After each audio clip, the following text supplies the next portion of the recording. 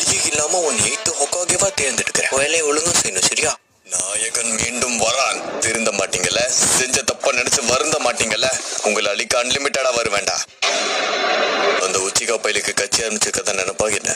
தேவையில்லாம தலைமையிலேயே தலையை விட்டுருக்கானுங்க. இந்த போட்டி தான் அந்த பார்ட்டியா?